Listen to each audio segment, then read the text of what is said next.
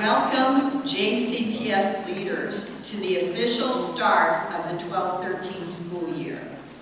This morning is about recognizing leaders throughout the system, from the boardroom to the classroom. Leadership is influence. Leadership is about focus. Leadership is about staying the course. Leadership is not about knowing the answer. It's about utilizing the strengths and talents around you to work together to find the answer and to achieve a common goal. Leadership is not about the leader. It's about who you serve as a leader and about our moral purpose. Leadership is about getting people to row in a common direction. Leadership is about demanding that there be a tolerance for truth. Leadership is about learning and continuous improvement. We are a people-powered business. People are our most valuable resource. As leaders, you make sure that every day our employees focus on students and their role in impacting student achievement. Today is about making sure that as leaders, we are all rowing together in the same direction for the benefit of our wonderful students.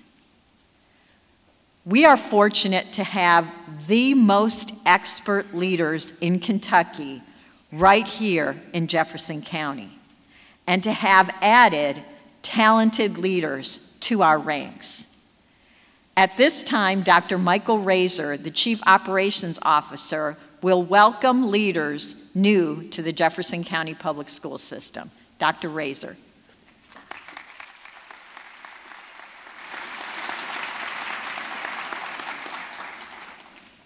Good morning.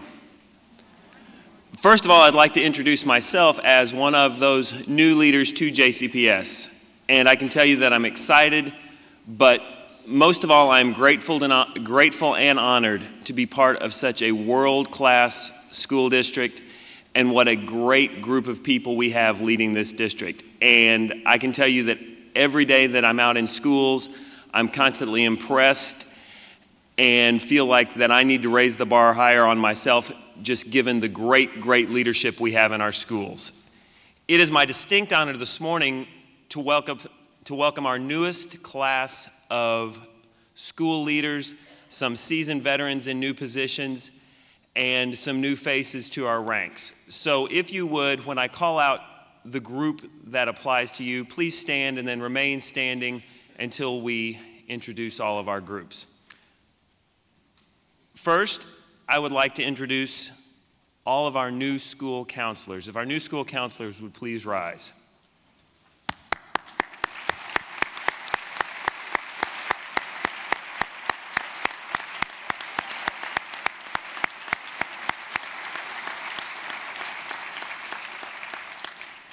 The next group would be our new central office administrators. If new central office, I can talk, I promise. If our new central office administrators would please rise.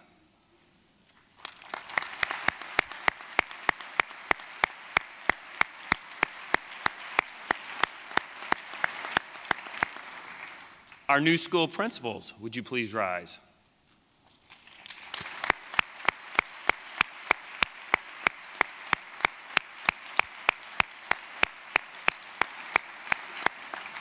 This next group's going to be kind of big. Would our new assistant principals please rise?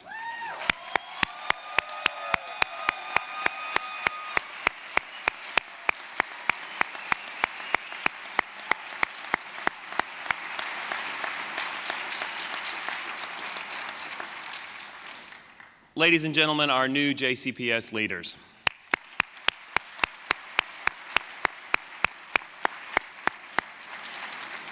Thank you.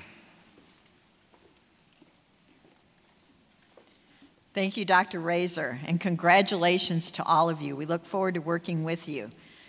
The Board of Education is charged with setting the course for the system. It's board governance that makes administrative leadership possible. The board, as a governing body, sets the direction. We, as administrators, row. Ms. Diane Porter was elected and serves as the chair of the Board of Education. Ms. Porter served as an educator in our system for over 30 years. Ms. Porter is passionate about doing what is right for all students. She always brings any conversation back to what is in the best interest of our students. She is also determined to ensure that every voice is heard and considered. It is my honor to introduce to you the chair of the Jefferson County Public School System Board of Education, Ms. Diane Porter.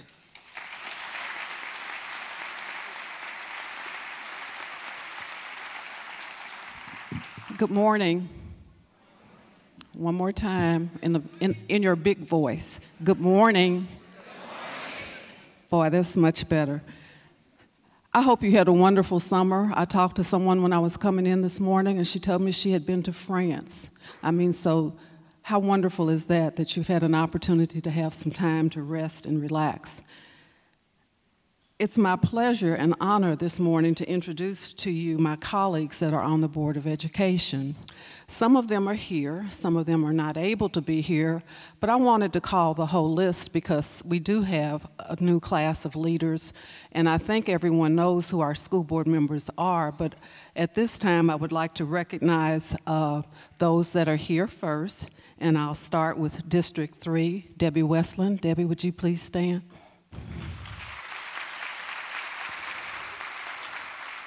District 4, Joe Hardesty.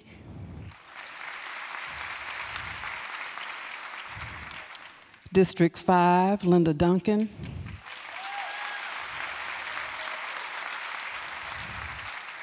District 6, Carol Haddad.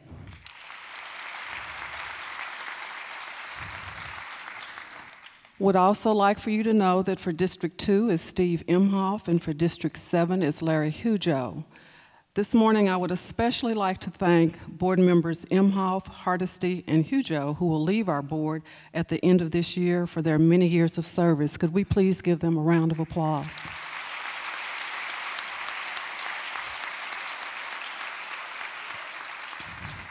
I come today to thank you for your hard work, the work you've already done before school starts, the work that you will do on a daily basis to make our students successful this year.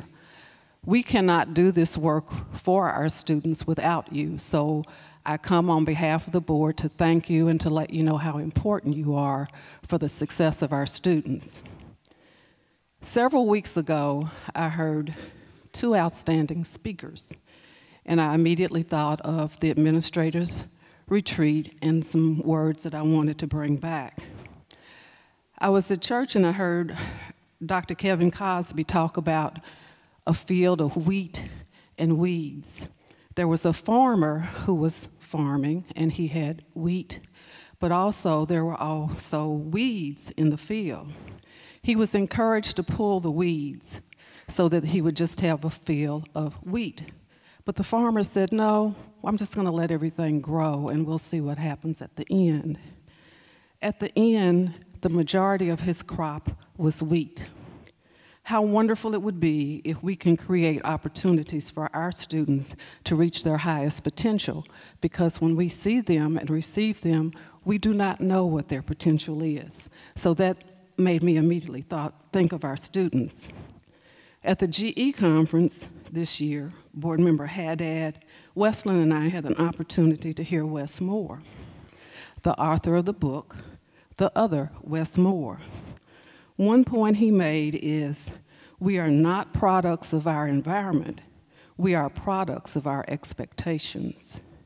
Our students are truly the product of our high expectations. I appreciate the opportunity to be here this morning. I appreciate you. Your work is vital to student success. Have a wonderful year. Thank you.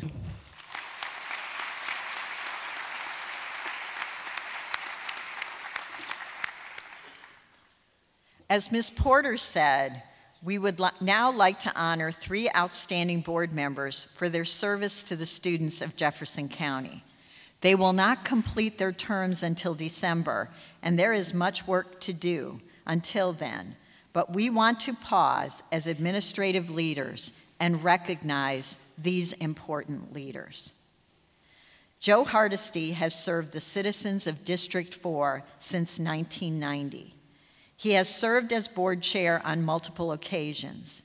In 2008, he was named Outstanding School Board Member of the Year for Kentucky for KSBA. Mr. Hardesty, as you know, is a distinguished attorney and is a graduate of West Point. When Mr. Hardesty speaks, everyone leans in and listens. Please congratulate Mr. Joe Hardesty for his years of service. Mr. Hardesty.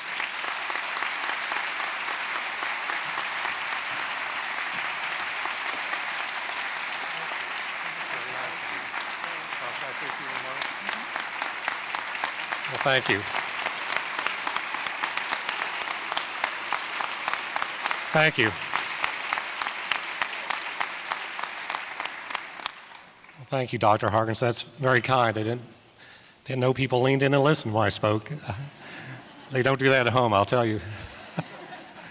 Well, thank you. And I wasn't prepared to make any remarks, but I do want to thank you for all that you do. I have been on the board a long time, and I recently had a radio station, WFPL, call and asked me how long I'd been on the board, and sometimes I'm a little bit hesitant to say because they wonder why I am that crazy to be on the board for that long. And I would always used to say, well, our oldest son was 2, and he's now a second-year law school student. And so the interview I had, I said, well, maybe the question would be, why am I on as long as I have been? Because I've been on for 22 years. And it seems like every time I would come up for re-election, there would be some reason for me to stay on. And in this situation, when people ask, well, why are you getting off? I'll say, well, 22 years is enough, but also I feel like we're in really good hands, and we're at a very good position at the district.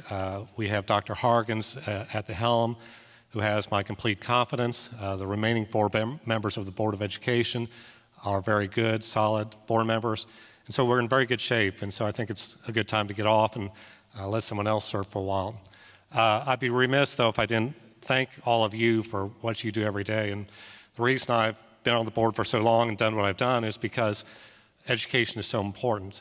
And we just, on the board, do a very small part of setting the direction for the community. But you do the daily work and the hard work, and you really shape our future, not only as a community, but as a state and as a nation. So I want to thank you for all you do, and I'll be seeing more of you. Thank you very much.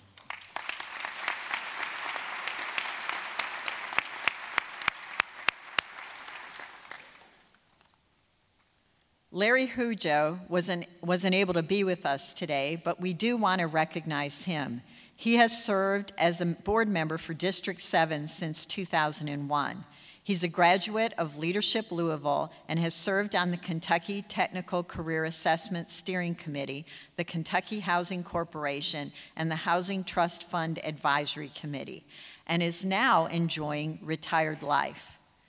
Mr. Hujo is passionate about standing up for all employees and all students. He is not afraid to speak his mind or to make the decision according to what he thinks is right. He is, as you know, fearless. Join me in a round of applause for board member Larry Hujo.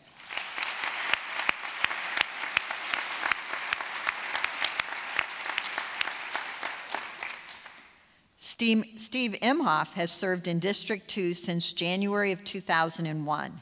He has served as board chair in addition to his other commitments in the community, like the Legal Aid Society, Crescent Hill Community Council, and the Kiwanis Advisors to the Manual High Key Club.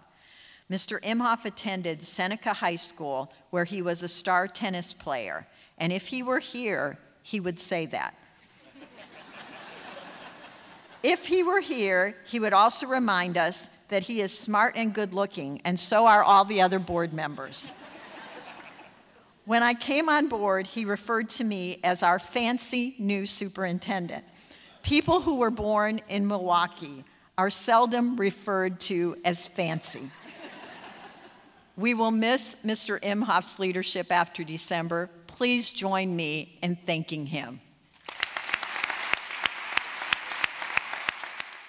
Hello to the JCPS team. I'm sorry I can't join you in person as you rally to start another school year, but please know that in many ways you all set the tone for the pace and quality of education in our community. One of my top priorities is for Louisville to become a city of lifelong learners, people who never stop the continuous journey of learning and discovery. All successful and growing cities have this trait. Each of you, along with the teachers you work with, plays a vital role in making that a reality. Great cities have great schools. I've said it before and I'll keep saying it. Our goal should always be for JCPS to be the best public urban school district in the country. There have been lots of changes, challenges, and new roles at JCPS this past year. And I know change is often uncomfortable, but we all know that change is also necessary as we pursue the goal of being the best in the country. Embrace the change, look to the future, and go for it. I'm keeping abreast of all the JCPS activities through my regular meetings with Dr. Hargens. I'm pleased by the great support the community is giving her, the new executive team, and all of you as we entrust you not to just take care of our kids, but prepare them to be globally competitive. All of that with considerable challenges you all gracefully deal with every day. There's several core values that I'm working to instill in our city government team that are keys to our success for any organization or any family. First is working as a true team, being open and honest, and when the direction is decided, you get on board and work with joy and passion. It also helps being around positive people, approaching work with a can-do attitude, and finally, having a sense of urgency. There's a lot to accomplish, and this is super important work. As the larger community team and family, we all need to work together to improve college and career readiness, increase the high school graduation rate, and lower the dropout rate. JCPS is committed to these goals as a vital partner in our 55,000 degree program. I wish each of you the best of luck for a successful and great new school year. I believe together with the community support, the JCPS can be the best urban school district in the country. Thanks in advance for your great leadership in this critical year for our community's children and for JCPS. We are so grateful to have a supportive community. In their report, the auditors assured the citizens of Louisville that they felt tailwinds, not headwinds. So what will it take to be the best urban district in the nation? We know that it will take consistent, disciplined effort over time. It will take having a plan and following it. It will take the best focused effort of every employee. It will take intentionality. Remember, the board sets the direction. It all begins with the board-approved vision, what we keep in our line of sight. 5 important words. All JCPS students graduate prepared to reach their full potential and contribute to our society throughout life. Again, what we have in our mind's eye is that all JCPS students graduate prepared. Stephen Covey reminds us to begin with the end in mind. Our end is student success. Our reason to exist as a school system is students.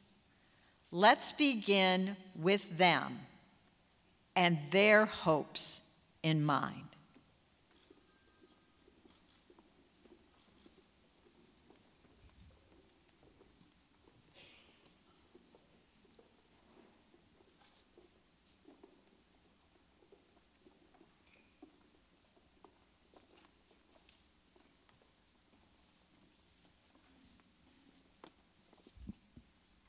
Hello, my name is Lucy. I'm a member of the class 2013, and my dream is to be an engineer.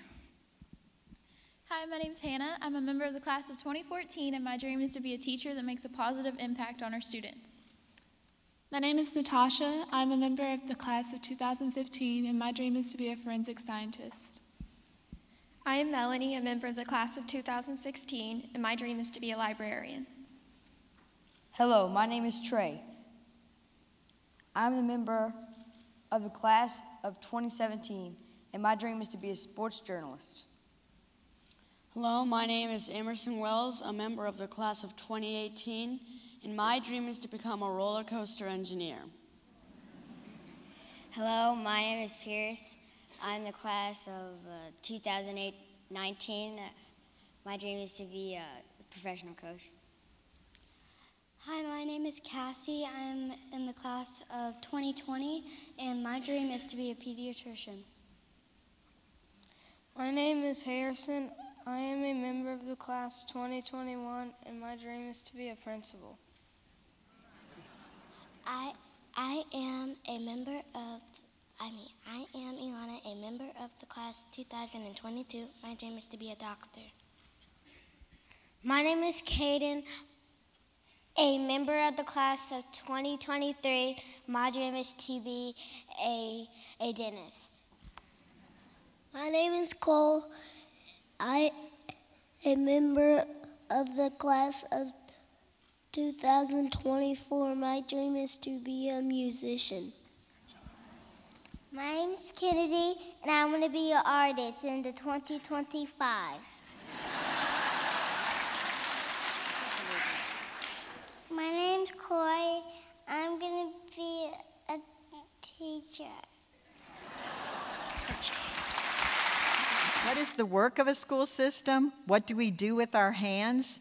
Our mission is to provide relevant, comprehensive, quality instruction in order to educate, prepare, and inspire our students to learn.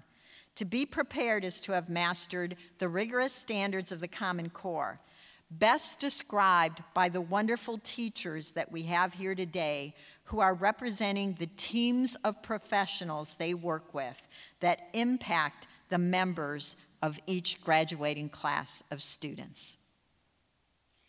My name is Lisa Thurman, and pre-K students are required to listen to and recall details in stories. Hello, I'm Christina Johnson. In kindergarten, with prompting and support, identify the main topic and retell key details of a text. I'm Christina Brown, and first graders identify the main topic and retell key details of a text. I am Sally Smith. Second graders identify the main topic of a multi-paragraph text as well as the focus of specific paragraphs within the text. My name is Amy Lutz. Third graders determine the main idea of a text, recount the key details, and explain how they support the main idea. I'm Karen Stone, and fourth graders will determine the main idea of the text and explain how it's supported by key details, summarize the text. Hello, my name is Lorietta Hardin, and fifth graders determine two or more main ideas of the text and explain how they are supported by key details. Summarize the text. Good morning, my name is Frances Ramey. Sixth graders will determine a theme or central idea of a text and how it is conveyed through particular details. They will provide a summary of the text distinct from personal opinions or judgments. I am Naisha Owens, and seventh graders will determine a theme or central idea of a text and analyze its development over the course of the text, provide an objective summary of the text. My name is DeJuan Williams. Our eighth graders will determine the theme or central idea of a text and analyze its development or the course of the text, including the relationship to the characters, setting, and plot. Provide an objective summary of the text. I'm Justin Cornell. Our ninth graders will determine the central idea of a text and analyze its development over the course of the text, including how it emerges and is shaped and refined by specific details. They will also provide an objective summary of the text. Good morning, my name is LaTondra Evans. For our 10th graders, we will ensure our students are reading detectives, able to find evidence in nonfiction text that supports their answers and their learning. I'm Molly Duffield. In 11th grade, students determine two or more central ideas of a text and analyze their development over the course of the text, including how they interact and build on one another to provide a complex analysis. Students will also provide an objective summary of the text. I'm Kip McDaniel, and all of our 12th grade students will graduate prepared, college and career ready.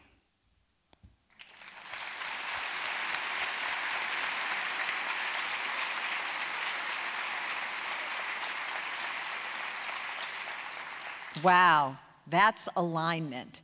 That's rowing in the same direction with the Common Core. Some of us touch the lives of students daily. The others in the room are proud to support the professionals who directly impact students every day. Please join me in thanking the reason for our existence, our students, and the wonderful teachers who work with them daily.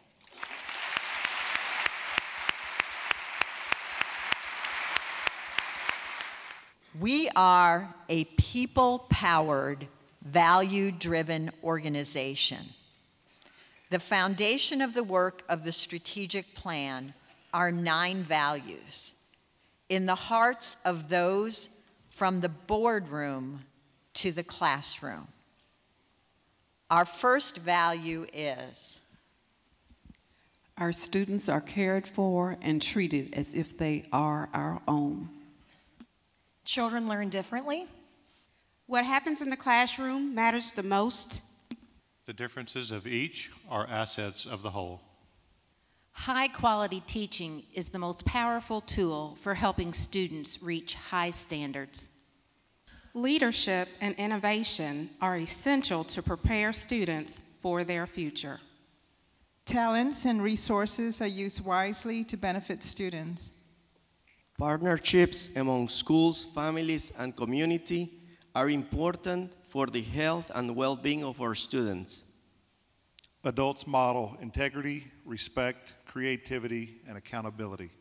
Imagine, if you will, what it will feel like individually to be part of something so big collectively. For the JCPS school system to be the best school system in the nation. What does true synergy feel like when the whole is really greater than the sum of its parts? What did the Olympic rowing team feel like to truly accomplish their goal as a team and not as individuals? What did it feel like to be part of a system that has worked to align its work to positively impact all students? Lencioni says, teamwork is the ultimate competitive advantage. So powerful, so rare. If you could get all people in an organization rowing in the same direction, you could dominate any industry in any market against any competition at any time. Collectively, we have the power to change lives, to change the community of Louisville, to truly shape the future. I'd like to introduce to you the 6-member cabinet, and actually what I'll do is tell you who they are, and then they can tell you what fits in their division.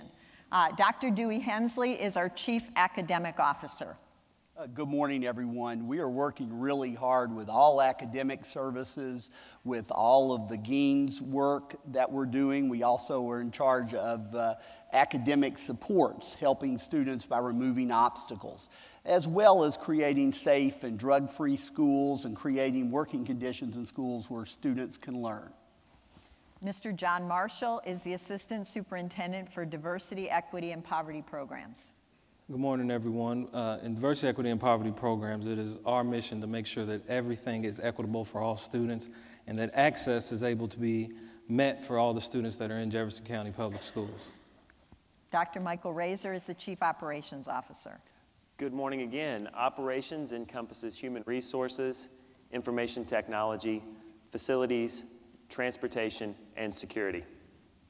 Ms. Christy Lanier Robinson is the Executive Director of Communications and Community Relations. Good morning, everyone. My area encompasses the very talented Communications Department, Community Relations Foundation, and Community Foundation and Community Engagement.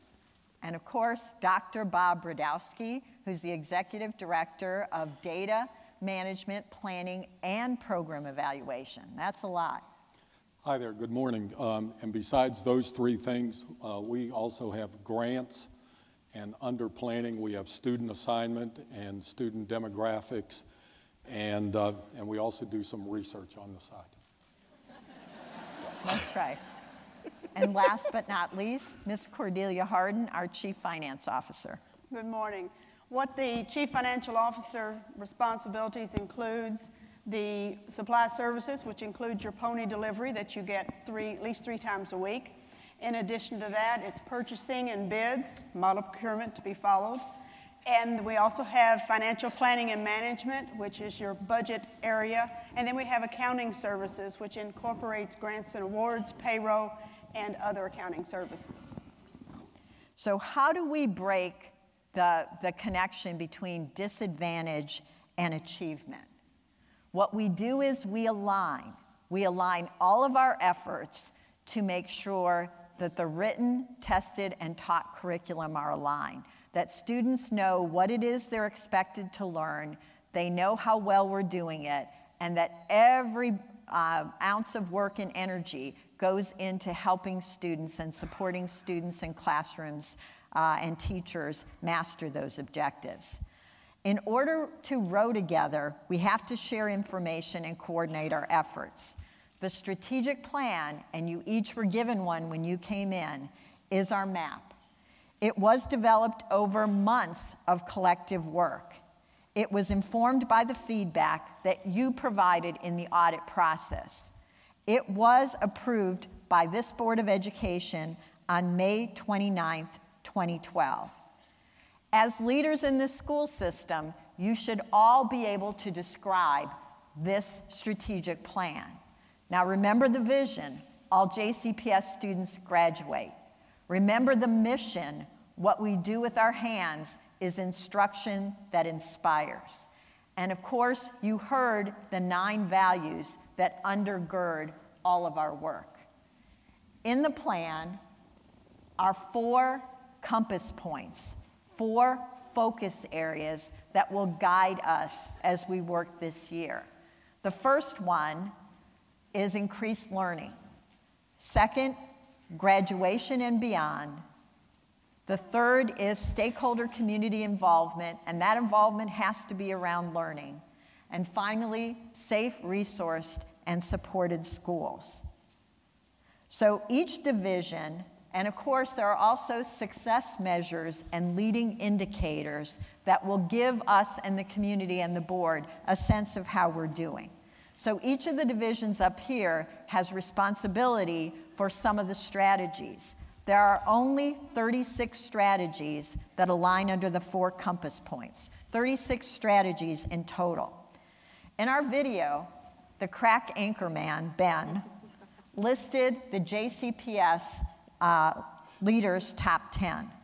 This list really represents important information that each of us needs as leaders in this system. So let's talk about those things. So we're going to hear from our leadership team about how these elements will be incorporated into this school year's focus. Dewey, we heard these wonderful teachers talk about how they'll align their efforts to help students master one of the standards of the Common Core. What should each leader in this room know about the Common Core?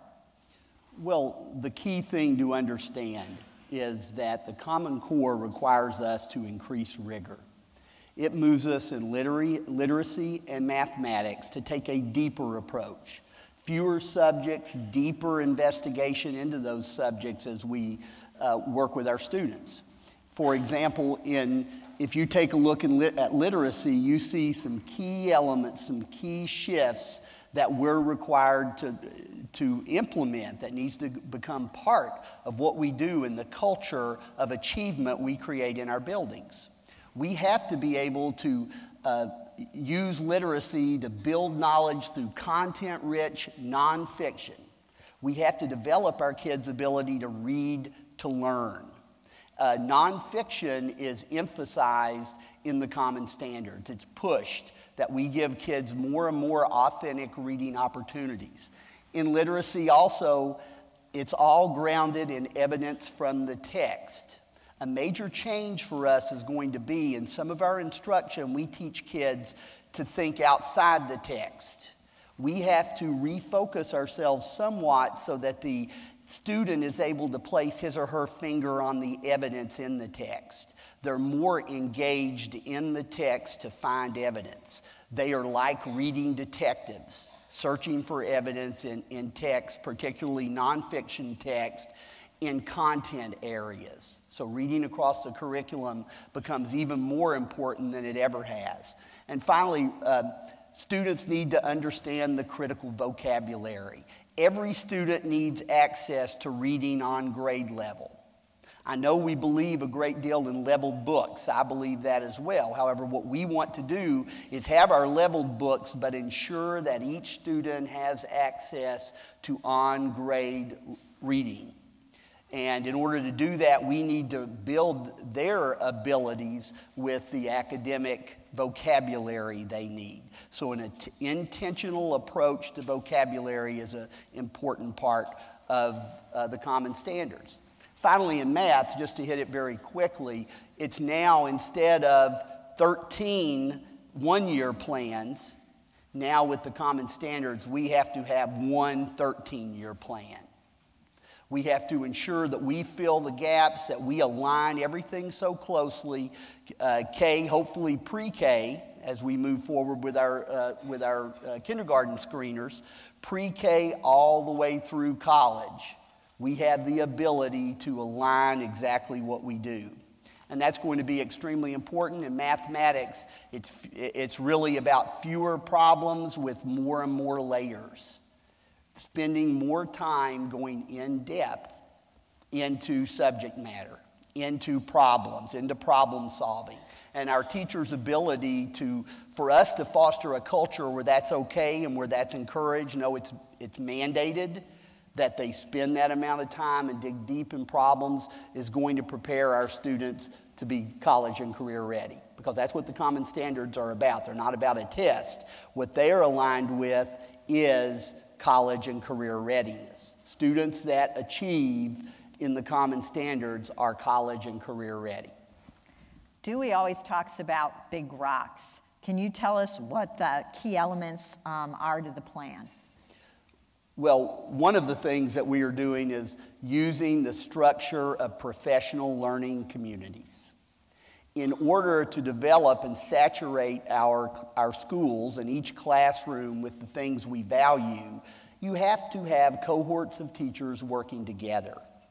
So one of the big things that we are pushing, and many of you, I'm very proud of the work that 13 pilot schools are doing with DeForest on capital letter PLCs.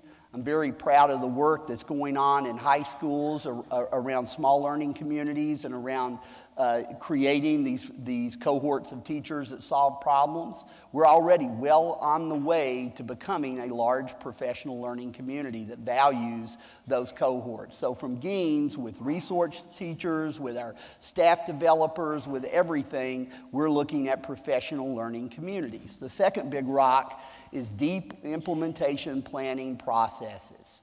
We have to look at the achievement gap. And we have to name it and claim it. We have to look at each of those students and get those students across the proficiency line. Our challenge as a district is not to close the gap between student groups. Our real challenge is to push every student across the proficiency line. That means we need to plan in a way that accomplishes that. Third big rock that we're working on, my team with academics, is Common Standards implementation. Ensuring that our documents are aligned, that everything we do has a goal clarity to it, where we're teaching what needs to be taught for our students to be college and career ready, as measured by the Common Standards and as measured by the Kentucky Department of Education. So The way that we align common standards is going to be extremely crucial. And in order to do that, we need effective teacher practices. So the fourth big rock that we're working on is identifying for schools and with schools the key instructional practices and teacher dispositions that we want to define what happens in our school district. So that work, some of it's ongoing, some of it's we're in the first stages of it, but those are the big rocks that we are attempting to move forward. And if we do this, we believe that we will see that achievement gap close as more and more students cross that proficiency line, college and career ready. One of the values that we talked about are differences are assets of the whole. I'd like John to talk about the cultural competency training that will be provided for every JCPS employee. The importance of cultural competence and the training is, first of all, let me note that cultural competence is not something extra to do. It is part of what teaching is. It is not an added-on burden. It is not something that is hard to do. It is all about inclusion. Duke Ellington, a culture of achievement starts with the culture of inclusion. In order for us to really move achievement forward, as Dewey's already talked about, is to make sure that every child is included in that achievement process. We're not talking about gaps. We're talking about a proficiency line and moving them across that line. One of the other things that JCPS has always been determined to do, and we're going to continue to do, is recognize and have candid conversations about the students we are not reaching yet or have trouble reaching. We have to get past this, I don't see color, I don't see race. Well, I want you to. That last one that sat here and said she's going to be a teacher, I know her personally. She's going to tell you what she is, and it is expected that we address those things in our literature, in our pedagogy, in our teaching, so that they can be all included. If we do not include everyone, then we're really spinning our wheels. Inclusion is not as difficult as we try to make it seem, even though it can be uncomfortable. Those PLCs that we're setting up, we need to start pulling out those subgroups and talking intimately and faithfully and trustful and with some trustworthiness about exactly what it is we're doing with cultural competence. Cultural competence is not something that has to be a black-white thing. It's a whack-right thing. If you're not doing it, it's whack. If you're doing it, it's right. And there's...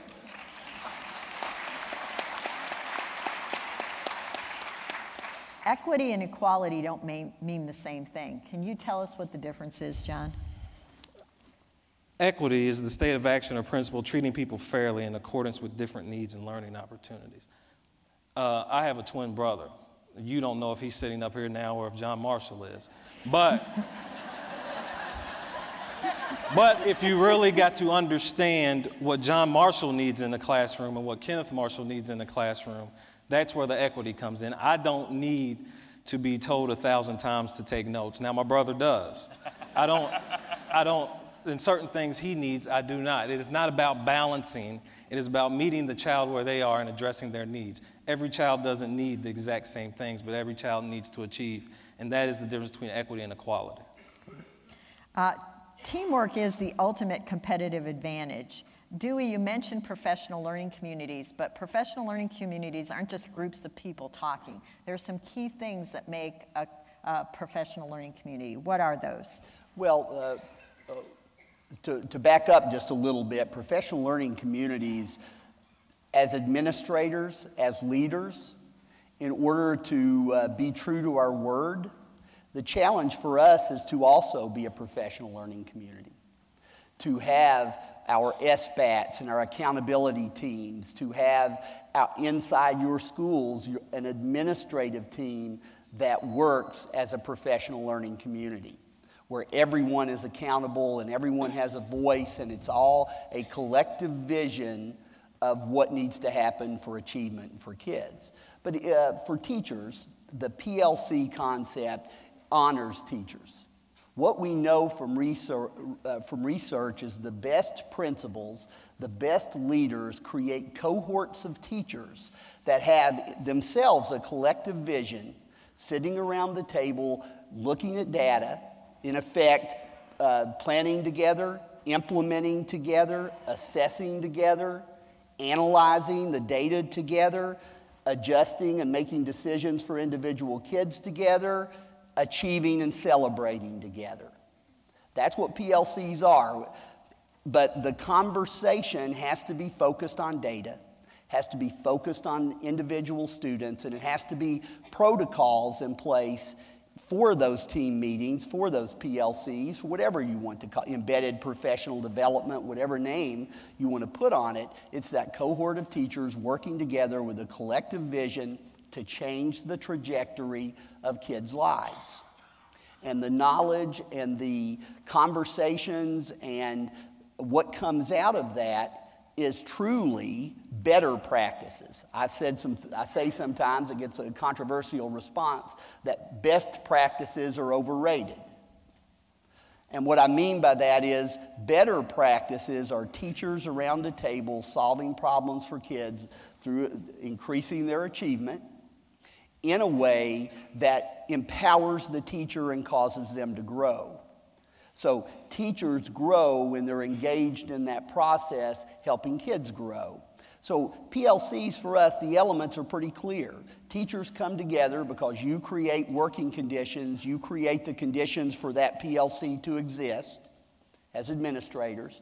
They come together and they are empowered to talk about the right things involving achievement, not field trips and complaining, but being very clear about and focused on exactly what needs to happen to increase achievement and change that trajectory for kids' lives. We're going to be working more and more refining our PLCs, growing. One of the things we're going to do that I think you'll appreciate is really look at successful PLCs, groups across the district that are getting it done and supporting those teams, figuring out ways to bring their practices, using everything from our Gaines Innovation Awards to our publications to look closely at what those PLCs are doing that are making them successful as measured by student achievement, gains in student achievement. So our work around PLCs is not something, as John Marshall just said, I hope that's John, as John Marshall just said, that it's not something extra. It is our work. It is the mechanism, the avenue through which we help kids achieve, is through PLCs. So we've got to have high expectations for achievement, but we have to have high expectations for behavior too. Mike's, you're an expert in operational excellence, and transportation falls within your division. What kind of behavior are we going to expect on the bus? Well, when we think about a process or when we think anything about our work, what we should do is we should constantly strive to simplify. And what we found when we put together a committee to look at bus behavior was things had just gotten convoluted.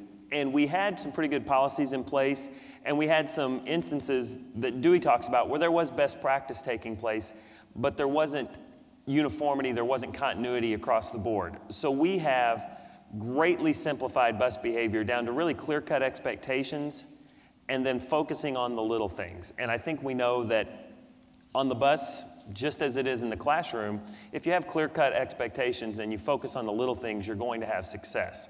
So the two main tenets behind our initiative to turn around bus behavior are, first of all, that the bus is school. The expectations on a school bus are no different for students than the expectations that we have in the classroom for them. And those are high expectations of appropriate behavior.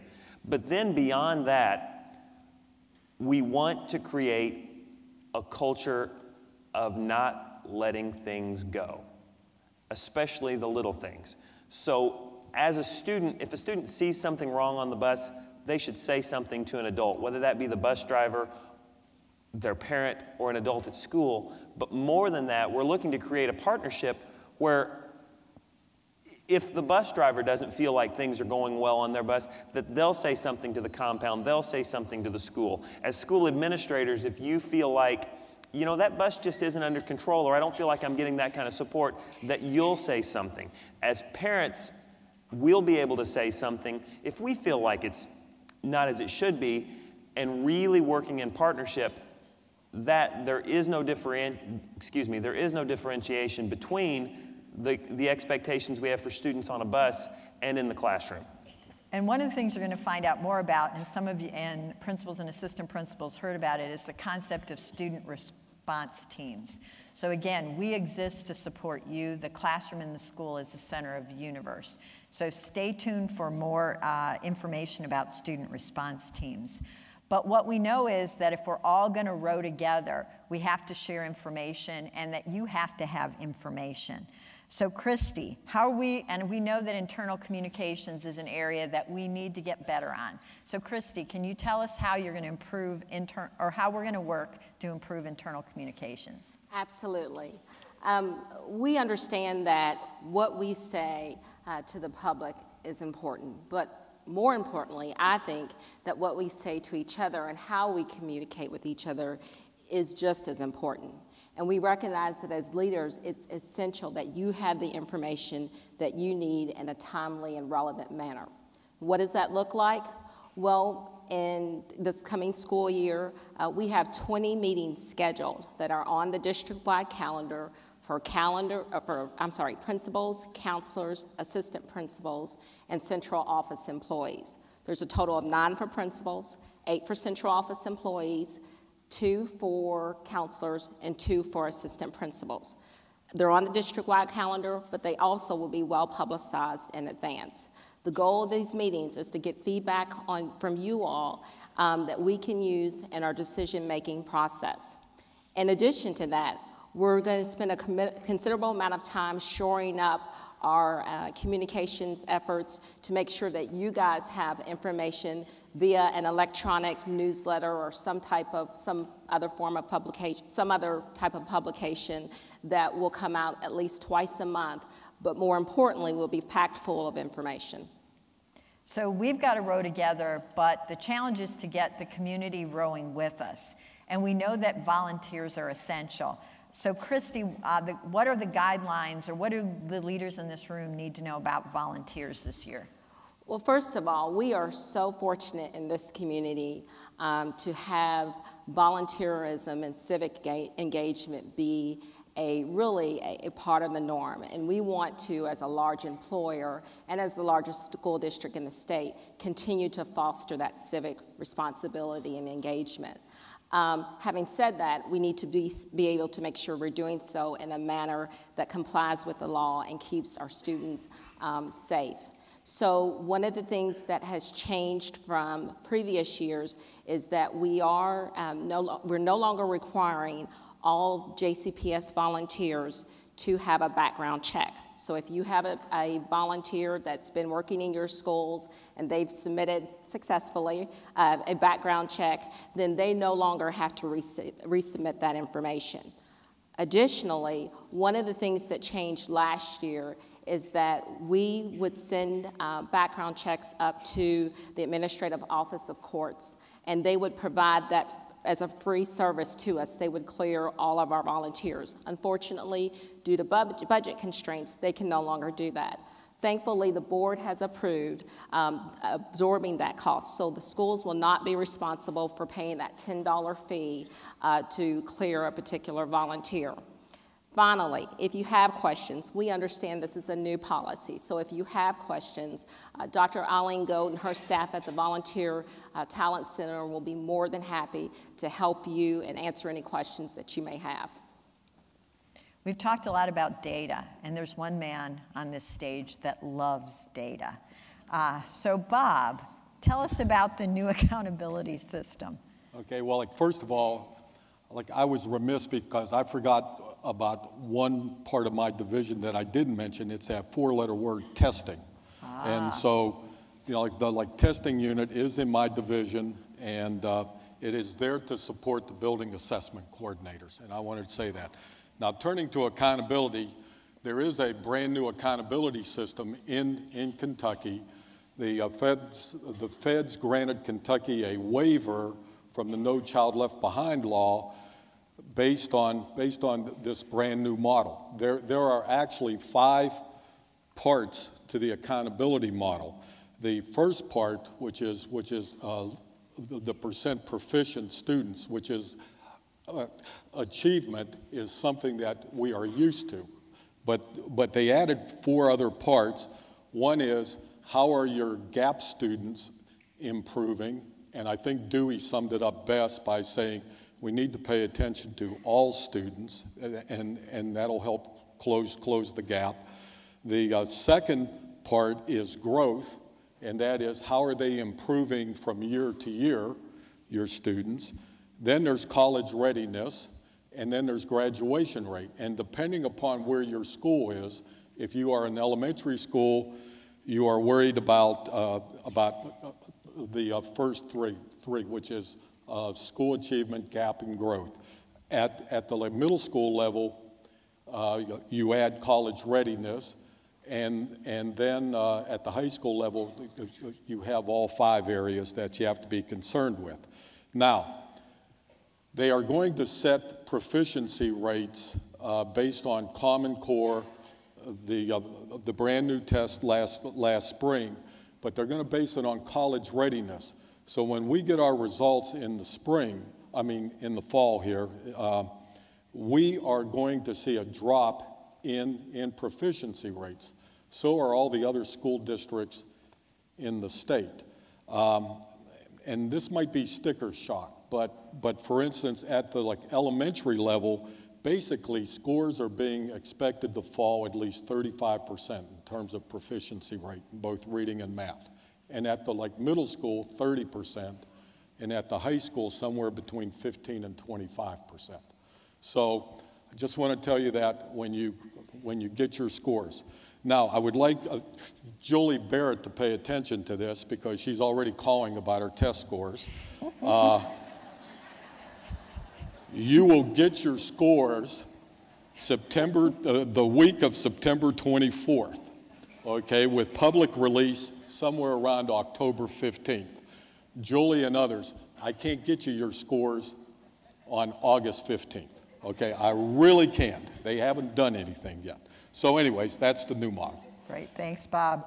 And board members, as we talked about, are the governance board. They set the policy, and that gives us our guidance.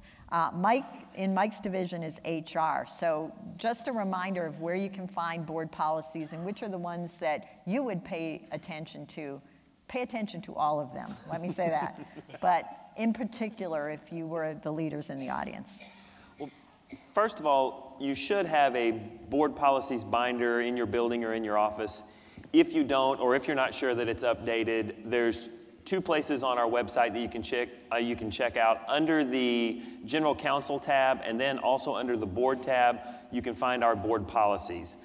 When consulting with the HR department and starting a new school year, there were a few things that they and we thought you should remember.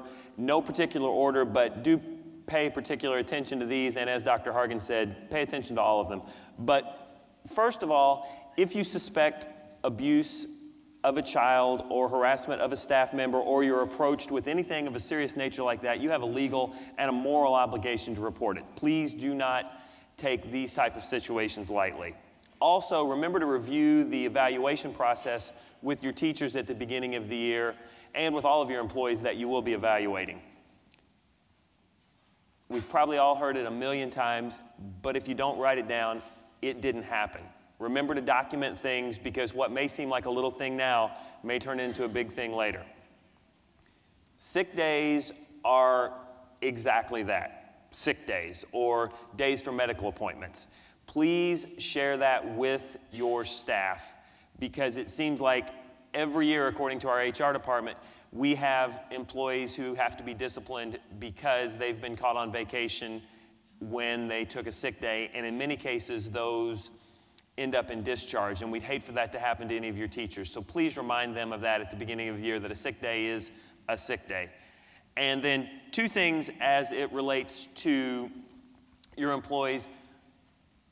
Please do not let an employee start working for you before they are officially hired.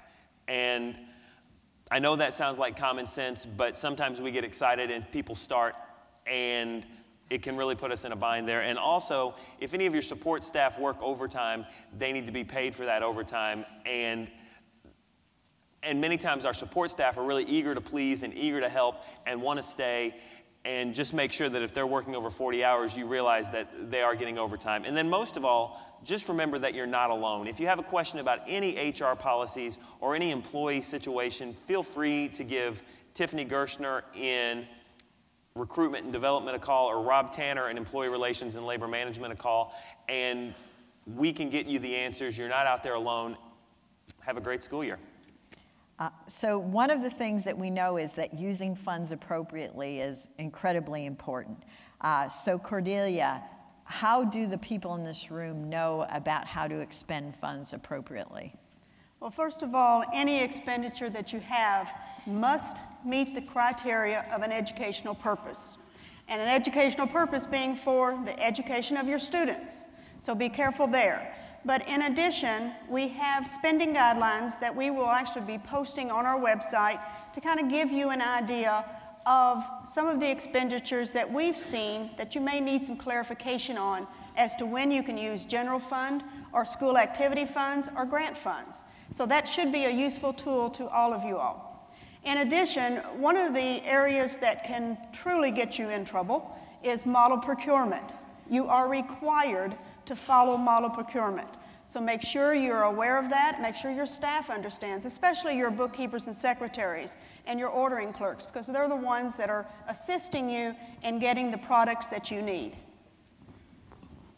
So what is the budget of the Jefferson County Public School System, and where do we get our money from? The total budget is $1.1 billion. Of that, approximately $790 million is general fund. Of the general fund, 66% of that money comes from our local taxpayers. And then about 34% comes from the state funding. So when you're at Kroger or wherever you are and you're standing in the produce section, you're standing next to a taxpayer who is the major funding source of Jefferson County. So when you're out in the community, that's where we get most of our money to help students. So one of the things with fiscal accountability is making sure that we know what impacts student achievement and what doesn't. And program evaluations is part of Bob's area. So Bob, what's a program evaluation and what can people expect to see? Okay, well, first of all, program evaluation really is about continuous improvement and about whether we are getting the results that we want in the most cost-effective way possible. So what we're going to do is we're going to be looking at programs in terms of how they are being implemented or how they're being delivered. And we're also going to look at their effectiveness, the results. You saw the accountability model. Student achievement is definitely going to be at the center of these evaluations, along with how much it costs per student, per unit, something like that, in terms of cost effectiveness. The board and our strategic plan have basically stated what the priorities are, and so we're going to start looking at those strategies and those programs that are listed on this slide. So one of the things, I'm a member of the board team, so the superintendent board team, but I'm also a member of this team. We're not 7 individuals. We're a team of people that need to learn to work together collectively to support schools and to support the core mission of our district, which is instruction that inspires. So we're committed to working together as a team. Now the strategies in the strategic plan, there are 36 of them and they are divided up, but we're not going to do that. We're going to do that together. So we hope that you will participate with us as we develop implementation plans to help us achieve the goals in the strategic plan. So I want to thank the members of the cabinet for giving you that information right now. Please join me in thanking them.